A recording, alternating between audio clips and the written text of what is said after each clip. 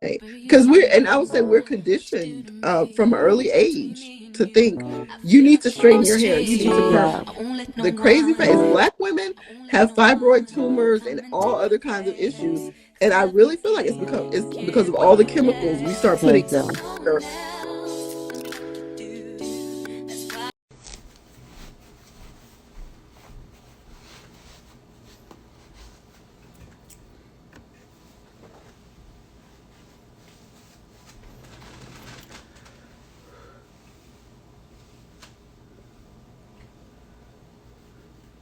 Hey, hey.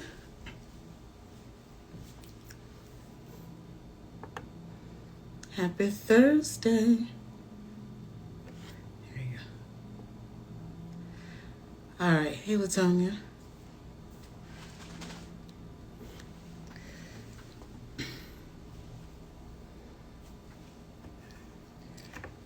All right, so welcome to another Sips and Conversations Live. My name is Nancy Ngwa, if you are new here.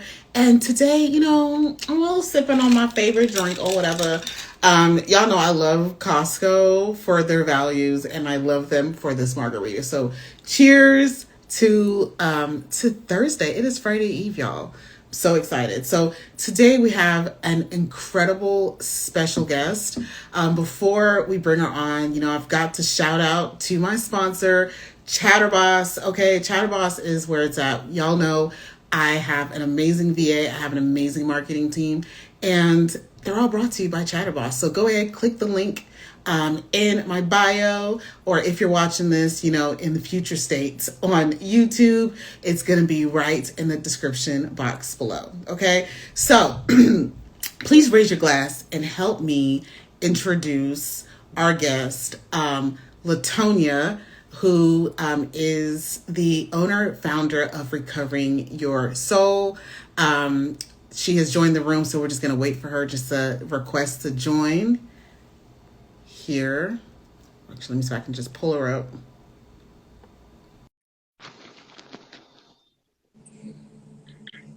Hey, Hi. how are you? I am great. How are you? I'm doing well. I'm doing well on a Thursday, on a Friday Eve. So we're so excited to have you on, and I look so forward to this conversation. Before we dive in, let everybody know who are you and what do you do, and then we'll just jump right on into the conversation. My name is Latanya, and I'm the founder of Recovering Your Soul. I work with survivors of sexual trauma, helping them get out of survival mode and start thriving. I also sit on the board of a nonprofit, Six Inc., that deals with military sexual trauma. Wow, wow, that is so incredible. Yeah, and I love the fact that you are able to have this conversation, so boldly. A lot of women are not bold enough. They're not in a place where they can be bold enough to be able to just speak on, you know, any of their experiences. Of the fact that you're able to provide an outlet for them to be able to really pour their souls and to just go on that path towards recovery. Just on behalf of anybody that's ever been through any sexual abuse trauma, like, just thank you. I think that's just so incredible.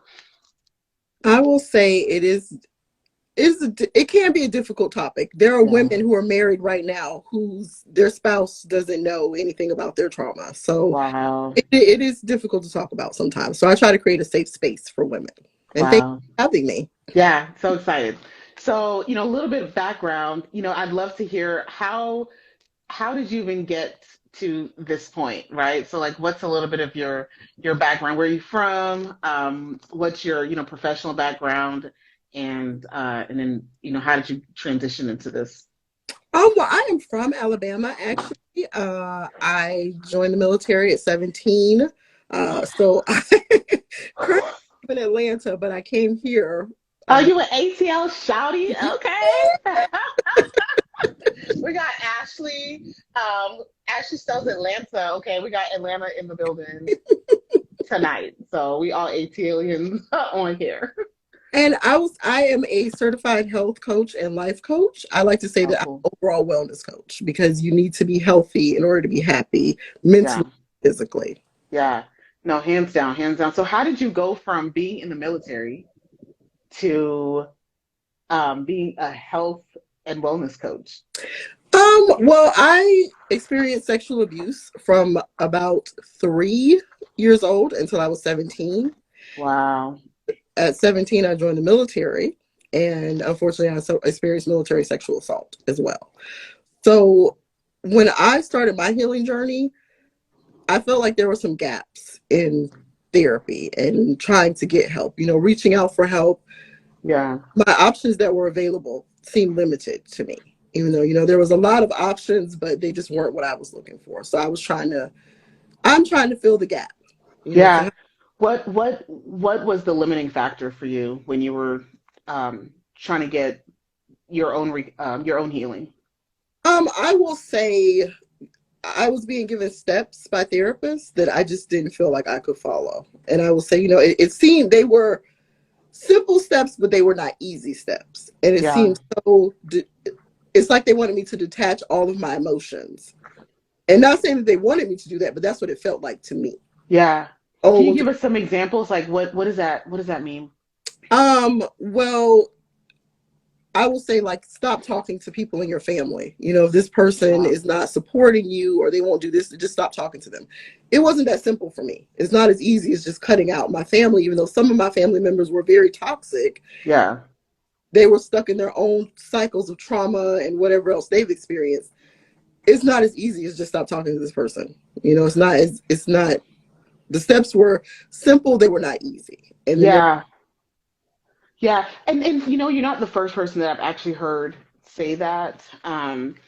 Because as we get a little finer like wine, we we tend to to go to a place of, okay, why am I where I'm at, right? Questioning life, questioning, why have you not progressed in certain ways? And so then you do start seeking healing and seeking therapy and things of that sort.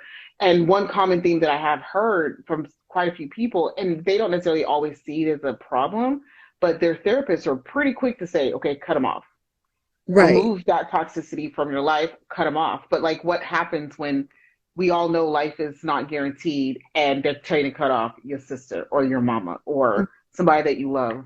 And during this reflection process where you're looking back and the therapist telling me to just cut this person out of my life, which you should cut toxic people out of your life. The thing Yeah. they don't talk about is how difficult it is when this toxic environment is the only thing you've ever known. And these toxic people, Hmm. this is my family. I grew up with them. Yeah, they're toxic, but they still mine. Yeah. How do I just cut them off? And then how do I deal with the loneliness and depression and everything else while I'm refilling my life with people who will support me, you know? Wow. How do you fill that void? Dang, that's it. Like, no one ever talks about that part. So they'll tell you what to remove, but not how to pour back into and fill Right. that space. Wow. Okay, so as your when once you found that this was a gap for yourself, what steps did you take in order to really start your own recovering journey from that point on? I realized I needed a support system. So I started surrounding myself with like-minded individuals, with people who were already where I wanted to go, Hmm.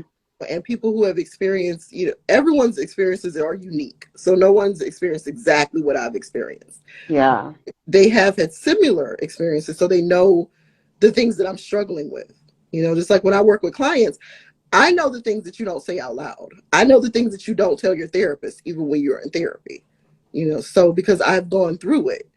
So whenever I was able to surround myself with people who actually supported me, it was easier to cut out the toxic people. Mm. Yeah. Fill your cup up, right, with light instead of, Instead of, yeah. yeah. Yeah, instead of salt. Dang, yeah, that's that's so good because, like, I personally, like, and I still deal with it. I was talking to a friend the other day that I'm dealing with it, right? Like, how do you, as you're kind of going towards a certain path in your life, how do you start to create those necessary gaps between you and the thing that you feel you owe allegiance to, but that you know is not good for you. It's pulling you down. And so filling it back up with positivity is definitely, I never actually really thought about it. Like, that's actually a good way of doing that. Yeah, because I would say those toxic relationships, whether they're your family, they're your friends, Yeah. they weigh you down and they hinder your process. You know, like Yeah. they slow it down a lot. Yeah. Yeah. So, and you know, if you don't mind, like I know you mentioned that you were an abuse victim from 3 to 17, which is I mean, that's a long amount of time to go through that. And I can only imagine it was probably a family member. So if Yeah, it was more than one family member, actually. wow. Wow. So that was just like your norm. And then going into the military, you said then you also experienced the exact same kind of trauma. What do you think made you kind of get back to that space? Get back to a space where I experienced trauma is that sometimes when you're going through something, that's the only thing that feels familiar to you, and not that you enjoy it, not that you want it to happen, but that's what feels familiar. So unconsciously, you kind of surround yourself with people who have the same mentalities of people who hurt you, you know, and you seek out those situations, even though it's a subconscious type of thing that you're seeking Yeah. out these people and they seem attracted to you. Like people say, oh, why do I keep getting in bad relationship after bad relationship after bad relationship? Hmm. Because unconsciously you are seeking out this personality type because that's what feels comfortable to you. So how do you break that? You have to be honest with yourself about where your flaws are. You know, Yeah. what am I seeking out and why am I seeking it out? And a perfect example is I used to always date people who smoked. I've never smoked. I don't like cigarette smoke. I don't like the smell of it. I don't want it in my clothes and everything else. Yeah. But I always dated people who smoked. And I always thought, oh my, like it's something about people who smoke. And when I actually started my journey of healing, I realized the main person that abused me smoked cigarettes. Right. And Wow. it was just like this unconscious response that my body was having to the smell of cigarettes or someone's breath. And now when I realized that, it created like this connection in my mind of this is why I always date people who smoke, even though I hate cigarette smoke. I don't want people who smoke around me, but I'm always dating someone who smokes. You know, like it was a weird epiphany that I had, but it only came through me being honest with myself about the things that you don't really want to admit, you know. Why do you think people don't want to admit certain things, or what kind of things do you think people don't want Because I to think admit? sometimes when you admit something, people think that it means that I wanted it to happen or that I asked for it to happen or anything. When you admit something to yourself, the only thing that it means is this is a fact. This thing happened to me. It doesn't mean I wanted it. It doesn't mean I made it happen. There was nothing I did that caused this thing to happen. It only means this is true. Yeah. And sometimes that saying this is true, you know, we tend to victim blame in our society. So as soon as someone says something happened to them, is where were you at? Who were you talking to? What were you wearing? What did Right. you do to cause Right. a person to feel like they had access to your body? What did you? Right. So it's not the predator's fault. It's immediately the victim's fault. Do you think that it's generally just because, you know, we hear more about women being sexually assaulted, right? But there are men that are also Yeah. sexually assaulted, yet they have a different kind of, they deal with a shame like, well, how could you allow that to happen to you from a closeted type perspective? But with So women, it's like, why were you so provocative? Why I think would, like, with men, it tends to be two parts. So if it was a woman, okay, especially like a boy and a woman abusing a boy or a teenage yeah, girl, then men kind of have this thing put against them. Oh, well, you must have enjoyed it. You had to like it. You had to yeah, somebody doing something to your body that you didn't want to have happen because you're a man, you know, or on yeah, the if it's a man doing this to another man, then we put this, oh, you're right. Like, how could you let this, how could you allow this thing to happen to yourself when yeah, sexual assault and sexual abuse is someone in a position of power over you taking something from you that doesn't belong to them. And Yeah. it doesn't matter whether you're a man or a woman, everyone across all demographics experience sexual abuse and sexual assault. And Yeah. Black and brown women are unfortunately at higher risk of sexual abuse and sexual assault, sexual violence in general. Why is that? Do you know? Um, I think because we tend to be over sexualized all the time, even from a. Because of the curves and all the things, or You know what? I'm gonna say I'm not gonna go down that route. I'm gonna okay. say it's because we don't teach our girls to own their bodies. We force them to hug people they don't want to hug, Oh, talk to people they don't want to talk to, go yes. places they don't want to Yes. go. And at no Yes. point can I say, no, stop. I feel uncomfortable. I don't want to go to this place. I don't want to be around this person because we're not taught ownership of our body. So if Wow. we're not creating a space where our children can say, this thing is hurting me or this thing makes me uncomfortable. And this is not involving anything sexual. It's just I'm uncomfortable with this situation. Right. Just my space is like you're messing with my bubble right now, and Right, guess what? you're That's in my okay. bubble, and I don't You're my want you in my bubble.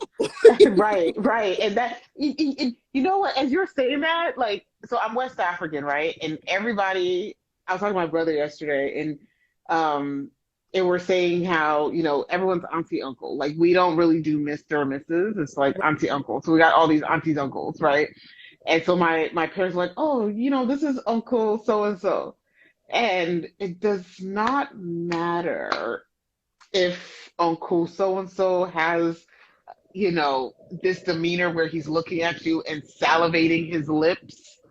Right. You are still expect if you do not go give Uncle a hug, it's like You're being you're disrespectful. disrespectful. You Right. are so rude. I cannot believe and so when you said that, it's just like, geez, yeah, you're right. Like there's never been a time in which I can just be like, Right. Okay. Keep it right here. Let's keep it right here. And another problem in our communities is we will know a person should not be around children and we expect the child to protect themselves. ooh, No, you knew better than going to this person's house. You knew better than talking to them instead of, no, this adult knew better. We shouldn't have had this adult at this party. We shouldn't have had this adult in my house. So we expect children to protect themselves instead of, I don't trust you around my kids. Like you got some real Roman hands, so you can't. yes, We expect yeah. children to protect themselves. But yet you can't say no. So it's like, then where can you go? You have no voice in either way. And that's the thing. We take away our children's voice and we take away their choice. And then when someone does something to them, they don't feel like they have a right to say no. And then even further than that, they can't say no, but sometimes they feel like they can't tell us about it because that's just not, you don't talk about it in polite company. So you just, whatever you go through, you have to deal with on your own. How do you think that that's affected? And you can speak personally, if you choose, or just from what you've seen. How does that affect us long term? Right? That sense of hush. So it the sense of hush violates boundaries. Especially when someone is doing something sexual, it violates the boundary. So if I can't Yeah. say no to a hug, I can't say no to someone touching me inappropriately.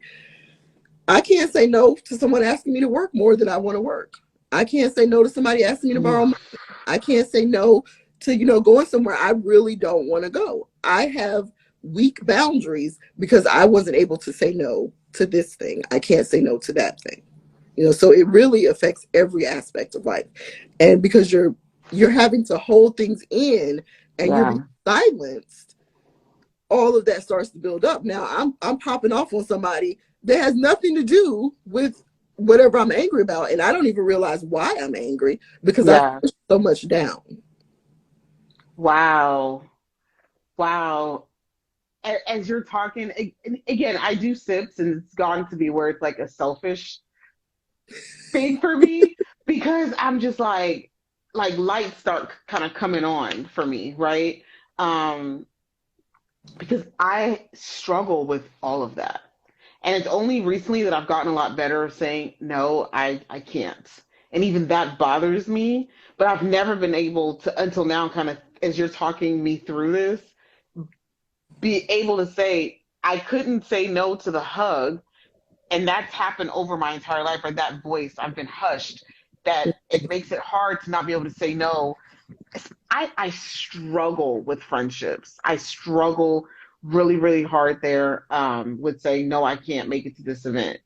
And even if I say no, I'll try to find a way to still Find make a it. way to do it anyway. Right. Yeah, but it's that sense of hush. So for you know someone that has not been sexually victimized to have that kind of response to that upbringing, or to have that kind of response from that upbringing, how much worse and how much more intense is it for someone that has been sexually So violated?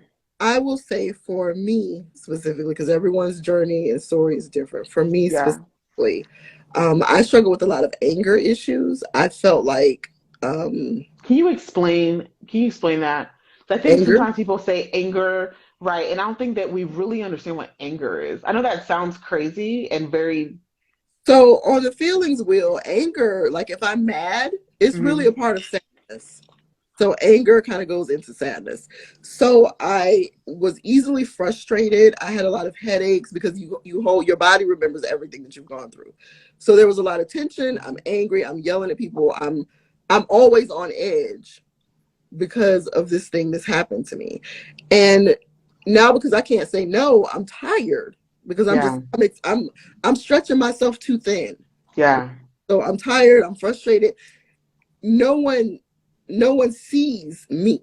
I felt like, like no one hears me. In a room, I felt like I was invisible. Like I'm supposed to be quiet and small and Yeah. apologetic all the time, Yeah. which was my own personal feelings, but it was because of everything that I went through. Yeah. So it's not even like true reality, but they say perception is reality. So you Your are the perception one. kind of is your reality. Yeah. We'll say Yeah. on top of that, being a Black woman, having to do a dance around the angry Black woman stereotype. When sometimes that passion is justified. Being brushed off as, oh, she's just angry anyway. So with dealing with that stereotype and then also dealing with everything that I'm going through internally, Yeah. people just thought I was angry all the time. I'm just mad Yeah. second of every day. That was people's perception of me. But you're really struggling. You're struggling on the inside. And so what did that look like when you were by yourself? I will say from want to be by myself, you be alone. Because if I wasn't alone, then anyone talking to me may, so it kind of pushed me into depression a little bit because of everyone else's perception of me. It pushed me into depression. Wow. And for like how did you climb out of that dark space? Is that when your therapy started, or how did you I, or how did I was how did you even know that you were depressed and had a problem?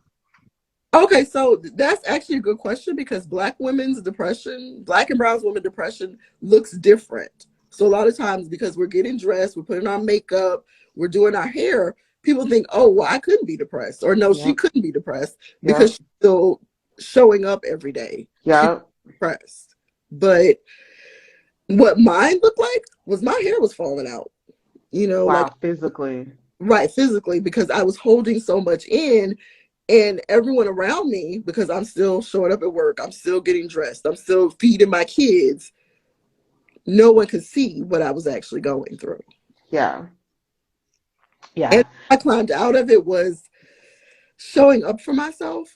I went through more than one therapist. So that is real. It's important to be able to talk to someone who matches you, because if you are trying to work with the wrong person, they can do so much more damage, So so how can you identify that because I think sometimes people don't even know that they're working with the wrong person, right? So do you have any tips to identify that this is the right person for your journey?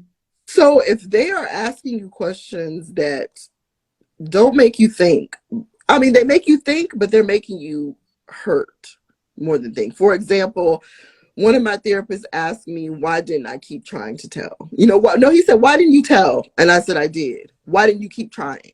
You know, and my personal story of why I didn't keep trying is because after I told, this person burned me with a cigarette on my knee. I still have the cigarette burn scar on my knee right now. Oh, wow. So, and put that in a tiny little Wow. 3 or 4 year old body. You know what I'm saying? They wouldn't keep telling, you know, but that It's like question, if you put your hand on a stove and that thing burns you, will you do it again? No. right. So for somebody to put a cigarette, so for in my little mind, I told that's what I'm supposed to do. Right. And then I didn't see anything happen to this person. And then not only did nothing happen, they burned me. They were allowed to hurt me. Wow. You know, so when he asked that question, I was like, what? What do you mean? Like, why did I keep, like, it was my job to keep, it was my job to protect myself as a child. But Yeah. that just goes back into we expect children Children. and the survivors to protect themselves instead of the problem is the actual predator, you know? Yeah. Or Do you I, think that, oh, sorry, no, go real ahead. quick on that. Do you think that that becomes I've, I've been really huge about identifying when people feel like you are imposing some sort of indictment upon them, right? By stating the fact that as adults, it is our job to protect children.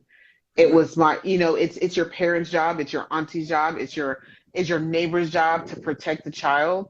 Do you feel like when people say, well, why did you not try? Why did you not do this? Why did you not da da da? That that's somehow making their actions or their lack there of the action valid? Me as a survivor or as an Yeah. adult responsible? Me as a As you as just as a survivor or as an adult, just like just you, as you. I will say when someone asks me why didn't I do something to prevent Yeah. violence against me, Yeah. I see that as victim blaming. You know, like that this is your fault that this Yeah. happened. If you wouldn't have, I don't know, been a little brown skinned girl, this thing wouldn't have happened. If you wouldn't have had on a tank top, this thing wouldn't have happened. If you wouldn't have just existed, this thing wouldn't have happened. There is no possible way to blame a child for anything happening to them. So I see questions like that as victim blaming. And that makes me angry and sad and everything else. So if I'm working with a therapist that I feel like is doing that, Yeah. I can't continue to work with them. You know, Yeah. No, hands down, hands down.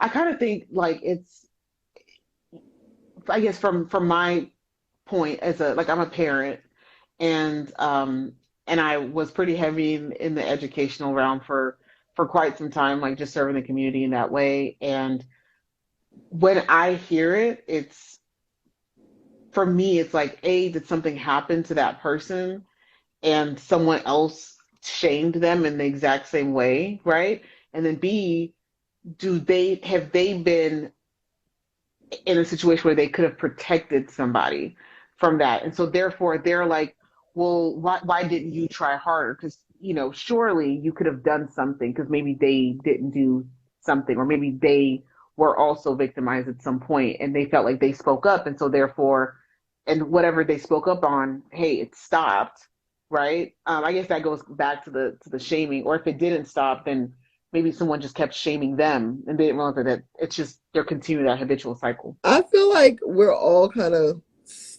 stuck in a victim blaming type of society. So we're all going around Mm, in a circle. You know, yeah, if victims would do something different, then we wouldn't have any victims, basically. yeah, Instead of yeah, separating these people who are the predators, and right, I will say, I don't know if something happened to them. yeah, I don't know why people make the choices that they make, but yeah, I know that like I had a different therapist that told me I care too much.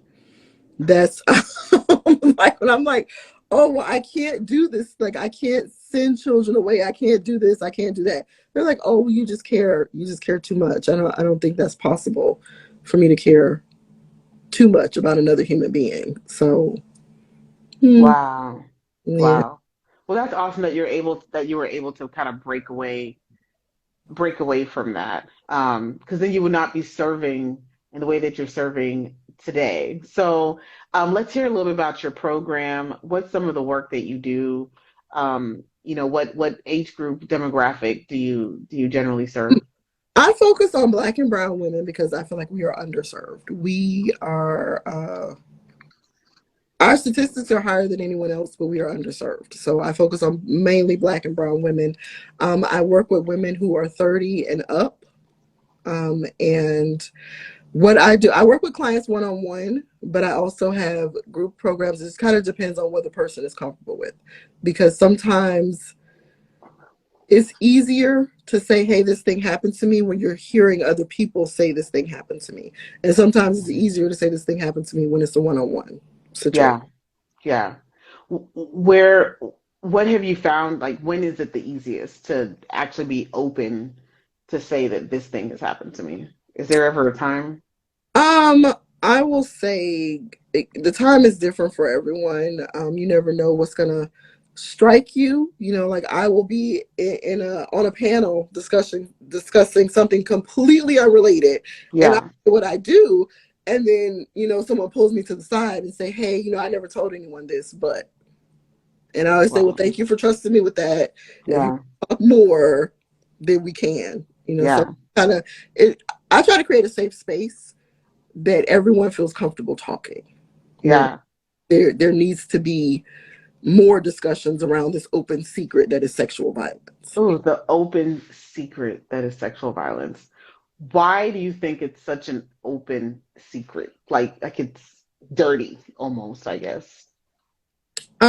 Because we're just trained that it's not something you talk about in polite company. So when is there ever a time that I can say, hey, this weird, this crazy, this hurtful thing happened to me? And if I Yeah. do say it, then now, is everyone going to look at me as a victim? Is everyone going to pity me? Because I will say, whenever I spoke up about what was happening to me, I didn't want sympathy. That's not what I wanted. I didn't Mm. want to be seen as a victim. So I didn't want anyone to treat me any differently because I said this thing happened to me. And too often, people are treated differently. Like How so? um. So there are so many, when you report sexual violence, there are so many other people involved, and our process in America is just really crazy. Like, there's rape kits, then you have to tell what happened to you to the police, to the doctor, to like you're telling this story 6 or 7 times Jeez, yeah. before anyone is actually making sure that you're okay. Wow. And having to say it over and over and over again, especially in the beginning, it re-traumatizes you. So you're having to experience this trauma over and over and over again.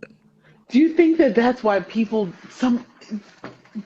partially why people don't even talk about it, right? Like, I can only imagine if I get assaulted to the point where I need to go to the hospital or something, right? And that's what I'm greeted with. Like, I watch Law and Order SVU. I love that show because I'm like, get the bad guys. Like, I love shows like that. Um, but and I guess I never really thought about it. Like, yeah, off jump, it's like, well, do you know who would have done this to you? And they're asking all these questions, and then at some point, the victim does go into hiding. Like, leave me alone. Like, I'm tired of reliving this over It's, and over and over again. Like, so do you think we're part of a society that cares more about catching the bad guy or talking about the well, do we situation than care about catching the bad guy? Because mm, sexual offenders, they are in and out. They get slaps on the wrist, and most of the time, by the time they're caught, they've done it to more than one person. So they're cute wow. with this person, but there are a string of people in their past that were too afraid or too embarrassed or were pressured into not speaking up. You know, Wow. so and I will say when it's happening in families, sometimes it's, oh, well, just don't say anything. And then you still have to be around this person that abused you. They're still at Yeah. the parties. They're still, at your house, God forbid. So it's Yeah. it's this uh it becomes this thing where you're the problem because Yeah. you weren't around, constantly reminding us of what this person did to you. Then everybody Yeah. get on with their lives. You know, Yeah. Yeah. I've unfortunately have had family friends that have, I mean, at young ages, like you're saying, children that have experienced sexual abuse from siblings, from friends, from, step parents, from biological parents. I remember watching the Menendez brothers story, and people can say what they want to say about them. I'd never watched their story before. Have you ever seen that story? I watched part of the court case. Part of the court case. Yeah, so Lifetime had a movie, and I don't know how true or not this is, so, let me not get dragged for anything. Okay. But Lifetime had a really cool movie on the whole story, and I was like, but they were abused. They were sexually abused. And I didn't know that that was even part of the case. And people are still like, yeah, I think they lied. I don't think that was true. Like that's the first That's the thought. first thing, is that the person is lying about It's it. like you're lying. And I didn't realize that they were so young. I mean, they were like 19 and 20. And like I was like, what would make two brothers just snap, right? Whether say whatever you want to say about them, whether it was true, whether it was not, I don't think it's on us to judge that. But like the fact that that was the first thing, no, this is a good family. There's no way that happened to And you. I think that is the problem, is that because I know this person outside of the home, there's Yeah. no possible way they could possibly be doing anything like that.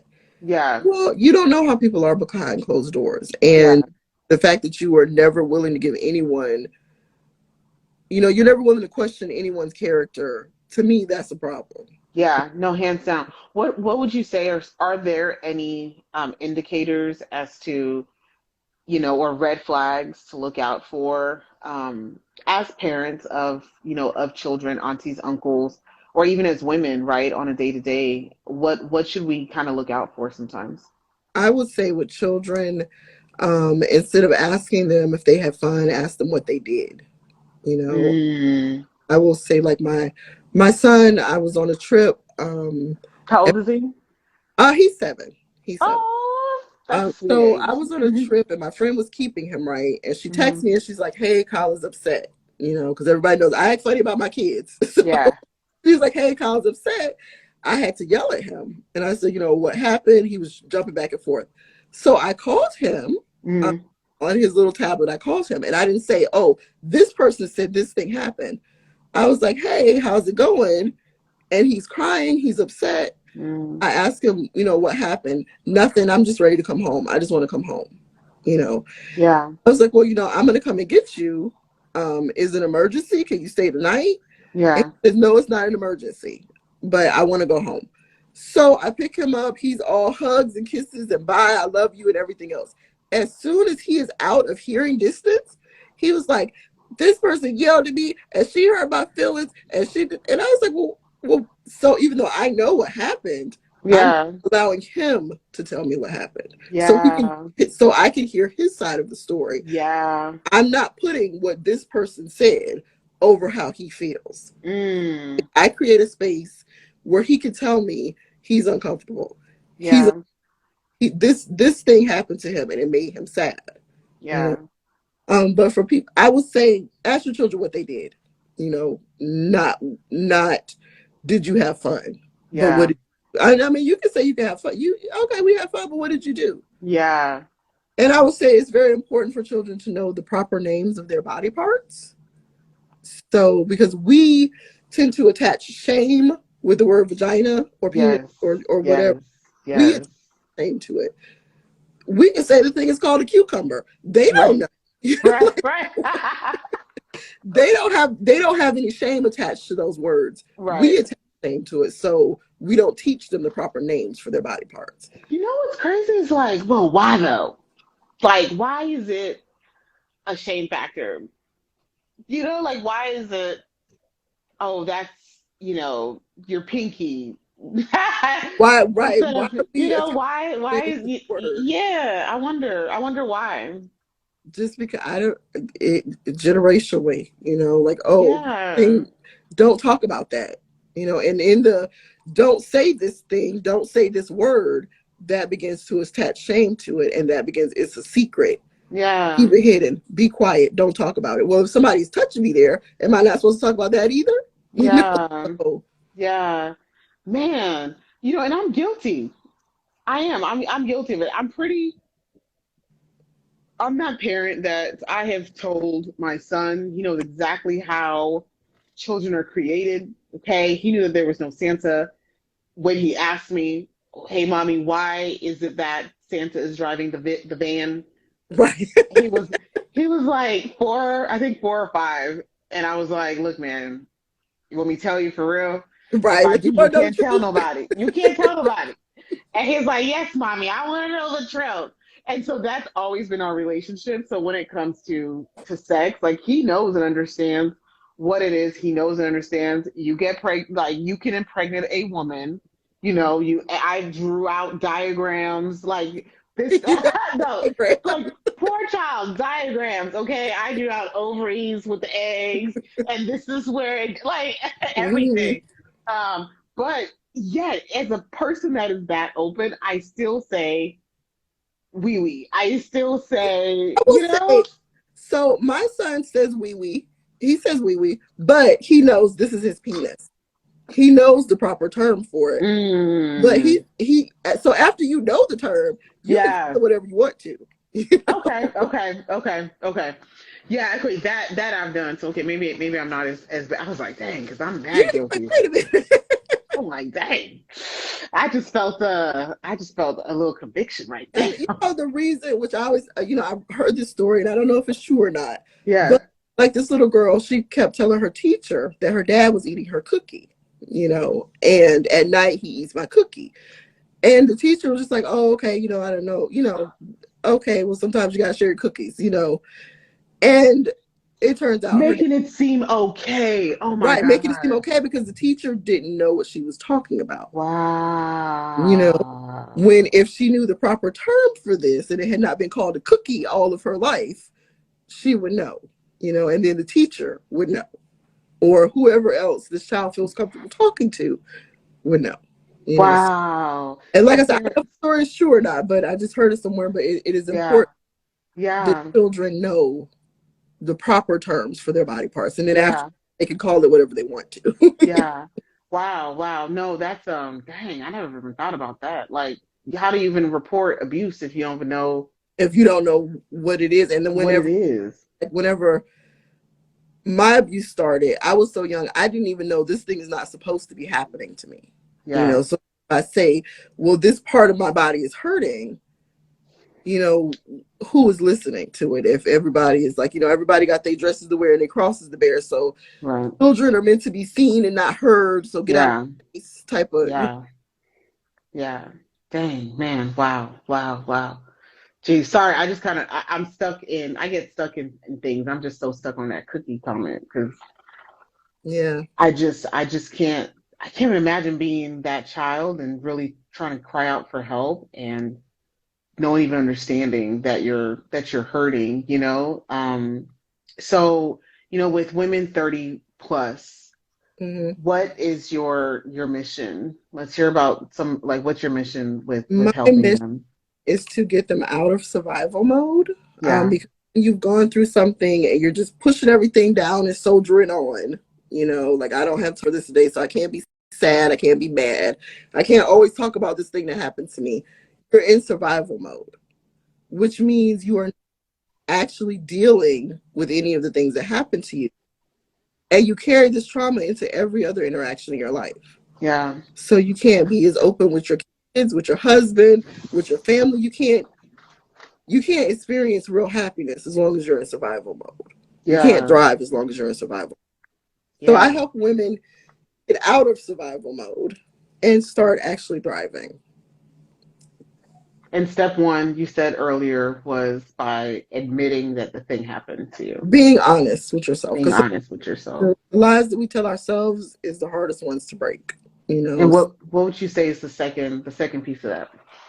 Consistency, showing up for yourself, What does that look like? Showing up for yourself. Showing up for yourself means every day I'm going to get up and I am going to start from this point. I'm breathing life into this person. Mm, I'm trying to be the person that I was before the trauma. I'm going to be kind to myself because we think and talk to ourselves very negatively. You know, we say things to ourselves that we wouldn't say to another person. yeah. Um, I like to start with positivity. So you're going to be Yeah. honest with yourself, but you're also going to be positive. You're not going to be negative. There are no negative words like I'm fat, I'm ugly, I'm useless. All of that crap that's kind of pushed into us. I try to purge that. Yeah. What would you say to people that and are not, even if you don't know that you're have a friendship or you're dealing with anyone that has had abuse, what would you say to just people, right? Like as a rule of thumb, and just interacting with people, especially not knowing what someone might have gone through. My policy is always to be kind. You know, I am always kind. I would never intentionally hurt someone's feelings. Yeah. Would never, like, I'm not going out of my way to hurt anyone. So if Yeah. someone gets their feelings hurt, it's always unintentional for me. I Yeah. as kind as possible because I don't know what was happening to you before our interaction. I don't know Yeah. what life is like at home. I don't know anything about you. So I'm not going to add to your burden. I Yeah. always say, I'm not going to let the devil use me to get to Yes. you. Yes. No, hands down, hands down. I've gotten really big about just being very intentional about paying like, if I think a compliment, I'm gonna give it to you. Even Right. if I see that you trying, I'm gonna give it to you, right? Because for that same reason, like I suffered with self-esteem growing up. Being West African, growing up in Texas in the Dallas area where, Bright was right. Mm, And then my last name, honey, where you from? Nobody understood my hair because my hair is it's bouncier, right? So they're like, wait, you're African, but you've got kind of sleek hair. And so it's like, are you No, I'm not mixed. I'm very black. right. And getting these weird comments, then at the same time, my lips are really big, right? You've got these full lips. I'm like, now I know people, shoot, they pay for them, y'all. All right, I got twenty thousand Right. dollar lips. People pay good money for that. so I didn't always have compliments, growing up, and unfortunately, when family also picks at those exact same things, you start to think that they're true. And it wasn't until I started getting older then, um, you know, being able to find friendships that celebrated my beauty, more people that looked like me actually started to help me. Men in my life, including my father, that would say I'm beautiful, that loved me for who I was, that definitely helped. And so now I'm just like, I try to pay compliment to all the time. I'm always giving it up because you just don't know who needs it that day. Yeah, and I'll say what you bringing up our hair is always so political and so everything. And the reason for that is because if you can control something growing out of someone's head, you Mm-hmm. about their life. So if you can make them think there's something thing Ooh. that grows out of you naturally, you need to change that thing about yourself. You can make them want to change everything.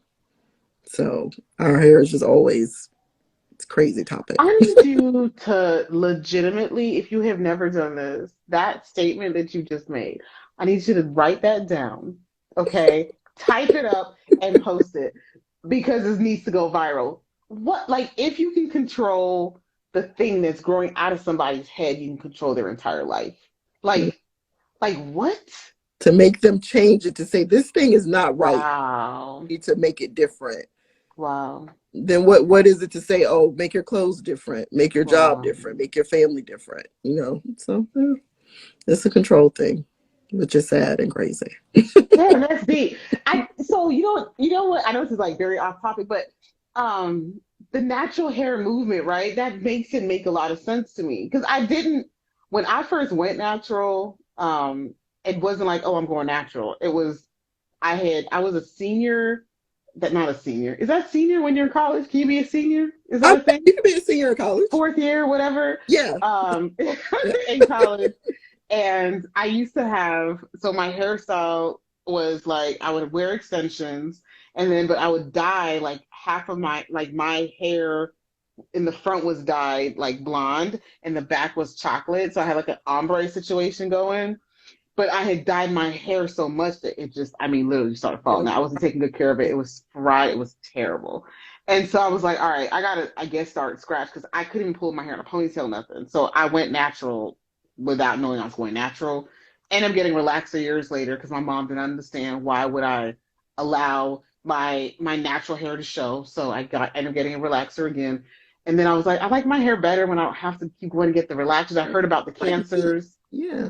Mm-hmm. You know, like why go through all of that? And now that I think about it, did it have any effect on my confidence once I got okay with me being in my natural state of me? I would definitely say it all happened about the exact same time. Right. Because I would say we're conditioned from an early age to think you need to straighten your hair. You need to Yeah. The crazy fact is Black women have fibroid tumors and all other kinds of issues. And I really feel like it's because of all the chemicals we start putting at such an early age. It affects, but we're conditioned to say your hair needs to be bone straight or there's something wrong with you. Wow. Mm-hmm.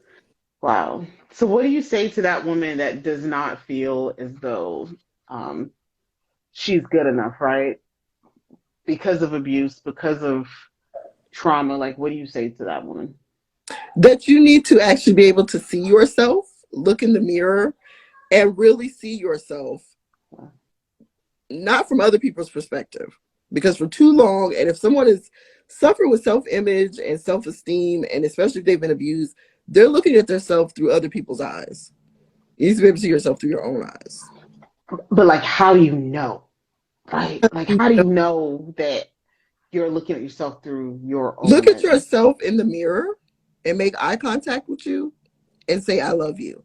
Ooh, that's deep. And if that feels weird, if it doesn't feel natural, then it's because you are seeing yourself through other people's eyes. Oh, that's deep. That's deep.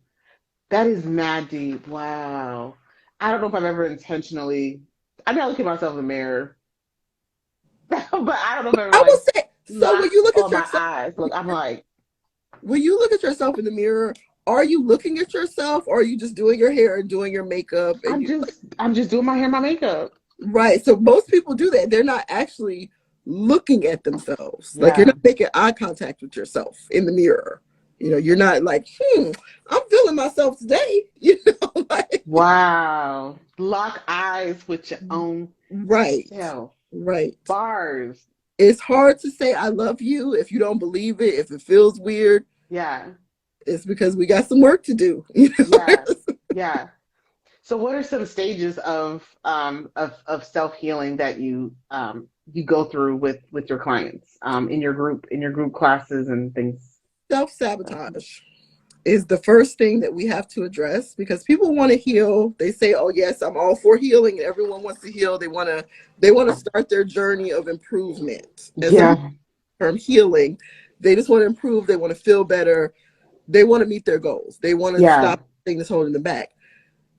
As soon as they start their journey, they immediately start to self-sabotage. And that's because our brain is a very powerful machine and we're very comfortable where we are. So as soon as we start to move out of where we are, our mind is like, hold up, what you doing? Let's roll it back. Let's stay where we are. This is where we're comfortable at. Yeah. So we have to address ways that you self-sabotage. Yeah. So we can work around. Yeah.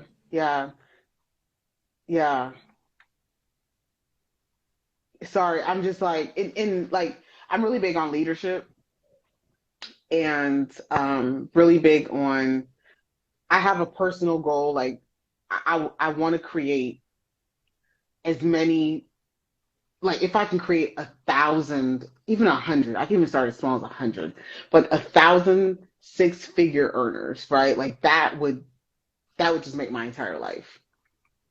Because I think there's power in money, but in order to get to the place where you you earn that, you're at that level where you can earn that kind of money, you have to believe that you belong. Imposter syndrome is a huge thing that I always talk about. So for you to say like that's your first step, really, it's just crazy because it's all leadership, right? So it just kind of, sorry, it just kind of took me kind of back to my own personal passion. I will say I was working with a coach. Her name is Felicia Cersei, and one question she asked that kind of it made me think was, how much can you make that you're comfortable with?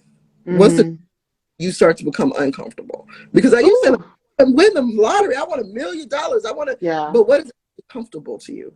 What can you Yeah. comfortably make where you don't feel like I don't deserve this? Wow.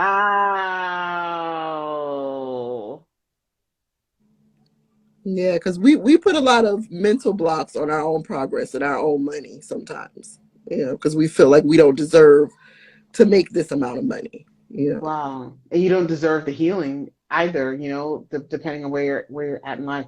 Yeah, that just that correlation just really it just like really hit me and just kind of really dawned on me. So I just was like, dang. It's just crazy how like everything, every struggle really meets at a crossroads. Um, so again, that's why I love being able to kind of sit down and just have these girl chats with women doing some really incredible things, right? That aren't like the Oprahs of the world. I always say that because like you have real true impact in your own communities, in your own circles, because we all have very similar struggles that we're dealing with, regardless of what that even looks like.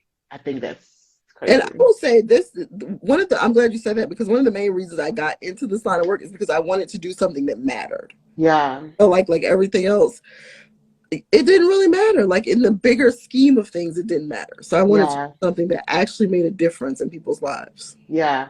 So, as we get ready to wrap up, this has been just such a great sit down, great conversation.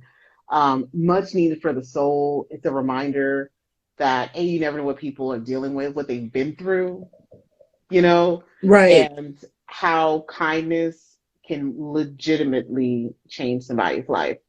Before we wrap up, couple things. One, where can everybody find you? I will say recovering your soul, Yes. recovering with ing. My website is recovering your soul. My Instagram is recovering your soul. TikTok, everywhere I'm recovering your soul. Oh, you on the TikToking?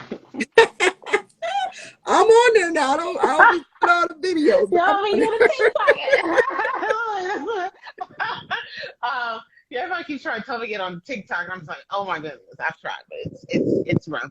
It's really really rough. What are some things? You said you offer one-on-one coaching, group coaching, and how do we sign up? Is that through your website? It's through my website, and I also have a journal that is a self-guided journal. So, because Mm-hmm. sometimes, depending on where you are in your journey, you may not even be at the point where you can tell anyone the truth about anything. Yeah. So sometimes you have to start before telling the truth. So I Yeah. have a journal, and I also have energy healing guides, because if your energy is blocked, then sometimes you can't tell yourself the truth. You know, Facts. Facts. Facts. Gotta have the right space. So right? I asked every single person this question. Um, and this is generally how I close out, we close out sips is, if you were to have one piece of advice and that's all that you could give, one piece of advice, nothing more, nothing less, what would that be? Um, it would be, give yourself some grace. Be I kind love to yourself. Be patient. I Um, love it. I love it. I love it. Be kind to yourself. Be patient. Give yourself some grace. No better way to close this out. yeah. Thank you so much, Latanya. You have just been so great. My soul literally is smiling right now because I mean it just is, right? Like because life is so good and I think every single day is such a blessing. And when you're able to someone like yourself is able to come through a traumatic experience, trauma, you could go left, you can go right. In French it's à la droite or à la gauche. Right. And for you to be able to say, no, I choose me, I choose grace for myself, and then you recognize that your story was not for you. It is not for you. It's for other people. It's just, I think that's just beyond amazing. And so just thank you so much for sharing. Thank you for having me, because this is important. Yes. Able to have an open dialogue is very important. Yeah. Yeah. Well, thank you. Well, enjoy your evening. And yeah, I will see you in another six. Okay. Ciao. Bye.